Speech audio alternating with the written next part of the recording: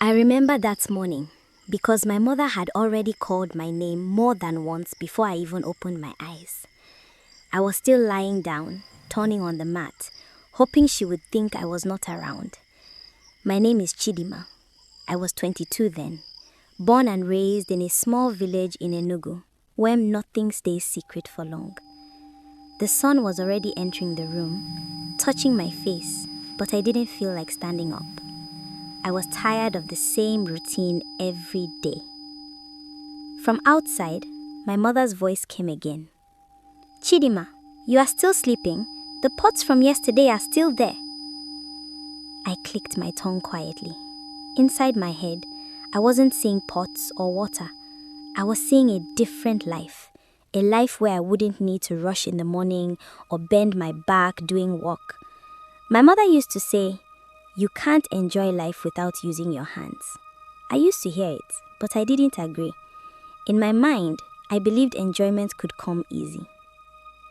Most days, I would do small work and find my way out of the house. I liked sitting near the well, talking with other girls, watching people pass.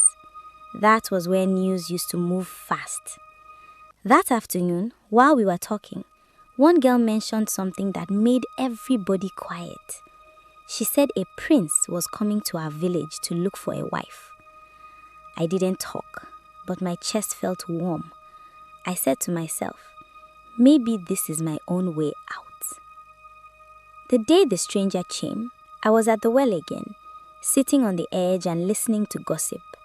Suddenly, people started standing up and adjusting their clothes. I looked up and saw a man riding into the village. He wasn't dressed like our people. Everything about him looked neat and expensive. Even the way he sat on the horse was calm. People started whispering immediately.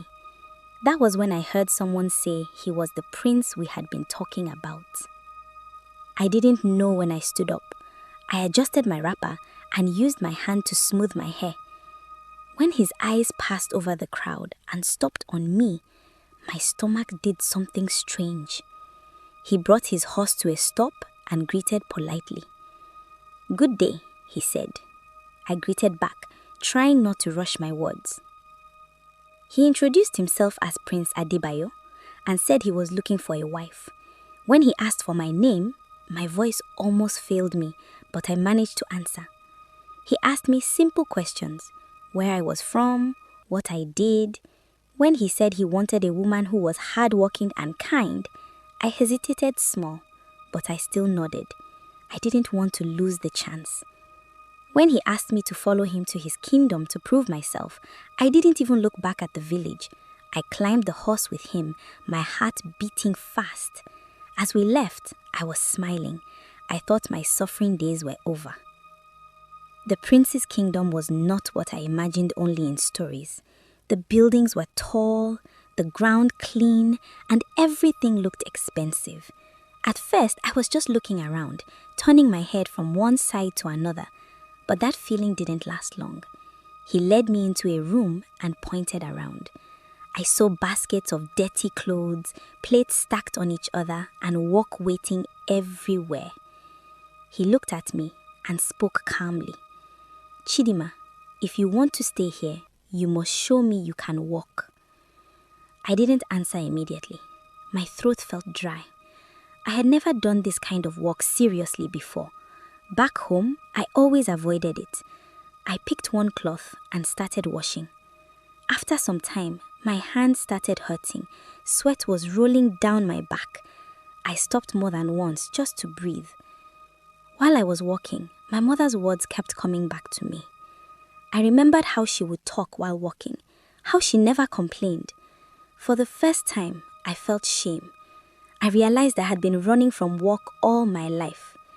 That night, I slept tired, my body aching in places I didn't know before. Some weeks passed like that. One evening, I was sitting near the loom, resting my hands, when Prince Adebayo walked in. I knew he had been watching me, but he had never spoken directly like this. He stood there for a moment before talking. "Chidinma, I have seen you try. I have also seen where you wanted to give up." I lowered my head. I thought that was the end. Then he continued, saying he noticed something else, that I was learning slowly and not running away anymore. He told me clearly that life in his kingdom was not for lazy people. His voice was firm, not angry. He asked me if I was ready to change, truly this time. My eyes were hot. I nodded and answered him properly. Yes, I'm ready. That night, I didn't sleep quickly. I lay down thinking about everything. For the first time, I wasn't dreaming of being a princess. I was thinking of how to wake up and do better the next day.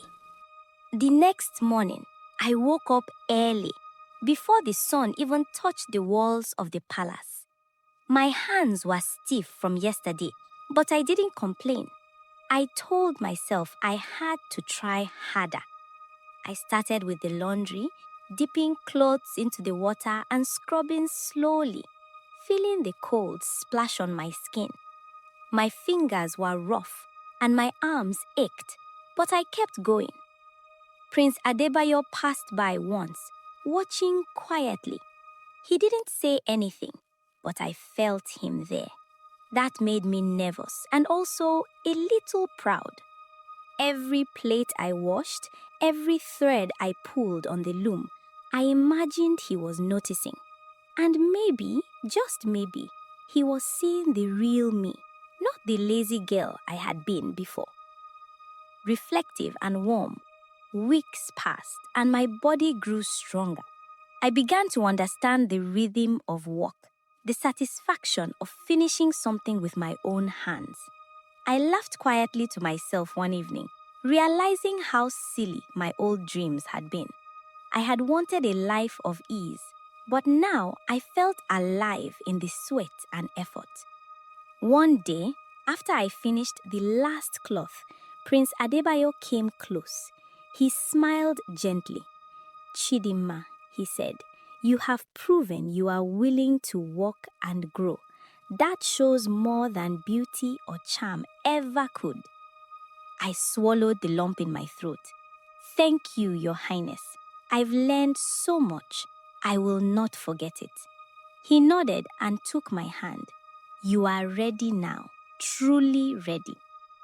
After my time in the palace, Prince Adebayo suggested we visit my village. I was nervous. What would my parents say? What about the girls at the well? My heart was moving very fast as we entered the familiar dusty roads. Joyful, warm. When we reached home, the village was buzzing with excitement. My mother ran towards me, her eyes wet. Chidinma, she cried, you have changed. I can see it in you. I hugged her tightly, feeling tears slide down my face. Mother, I have learned what it means to work, to earn, and to respect life. I am grateful for everything. Reflective, proud. The neighbors gathered, whispering and smiling. Even the little children stared, pointing at the palace-like carriage behind me. I felt proud, but also humble. I had come back not as the lazy girl everyone knew, but as someone who had walked, struggled, and grown. Gentle, authoritative. Prince Adebayo watched quietly, smiling. When he spoke, everyone listened. Chidinma has learned that true happiness does not come from ease. It comes from effort and heart. That is a lesson for all of us. I felt a warmth in my chest. This moment, standing there with my family, I understood fully what my mother always said. True joy comes from your own hands, your own sweat, and your own heart. Inspired, reflective. After that visit, life in the kingdom returned to routine. But I couldn't forget the village, my family, or the lessons I had learned. I wanted to help others see what I had discovered. Prince Adebayo agreed to let me stay in the village for a few days each month. I would gather the young girls and sit with them under the mango tree, telling them everything that had happened. I shared how laziness had trapped me, how fear of hard work had stopped me from seeing my own potential, and how small efforts could lead to big changes.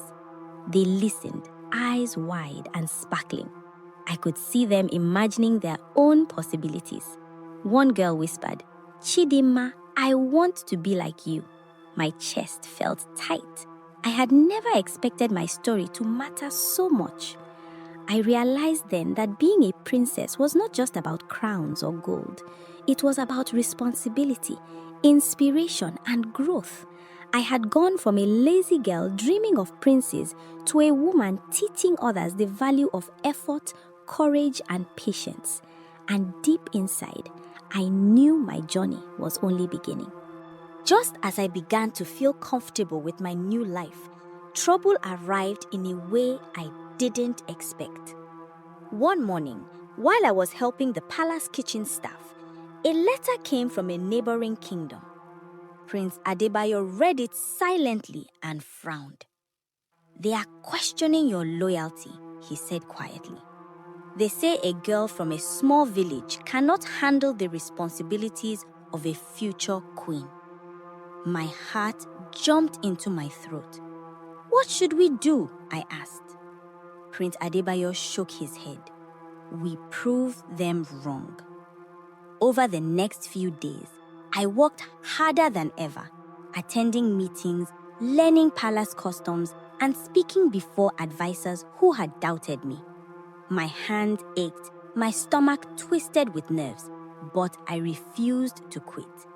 By the time the neighboring envoys arrived, I had shown them not just diligence, but clever thinking. Even the prince looked at me with pride. That day, I realized being ready for life wasn't just about work. It was about courage under judgment. Life seemed smoother after the challenge, but the palace had its own unseen trials. One evening, a close advisor, handsome and charming, lingered near me, whispering flattery and offering gifts. "Chidinma, you deserve more than this life," he said, leaning closer. I felt uneasy, my heart moving faster, and I knew Prince Adebayo trusted me, and I couldn't betray that. But the temptation to escape responsibilities, to indulge in a moment of selfish pleasure, pulled at me. I walked away quickly, forcing my thoughts to the loom, the dishes, the lessons I had worked hard to learn. My hands trembled not just from exhaustion, but from the awareness that power, beauty, and charm could be traps. That night, I prayed quietly under my blanket, whispering, "Let me be strong. Let me not lose myself for a fleeting temptation." By morning, I felt steadier, more aware. I had survived not just a challenge from others, but a challenge from within. Despite all my effort, doubt crept in again. I overheard some palace staff whispering, "She's just a village girl. Can she really rule?" My chest tightened, my heart moved faster, and I felt like running away to hide in the old village well. I wanted to scream at them, to prove them wrong, but fear rooted me in place. Prince Adebayo noticed my change and placed his hand on my shoulder. "Chidinma," he said softly, "I know what you are thinking, but don't let others' words steal your strength. You've earned every step here. Remember why you started." I took a deep breath, letting his words sink in. I realized doubt would always come, but what mattered was my own courage and persistence. From that day, I faced every task, every judgment, and every whisper with renewed focus. By the end of the week, even the most skeptical advisors were nodding at my ideas, finally recognizing the effort and heart behind my actions.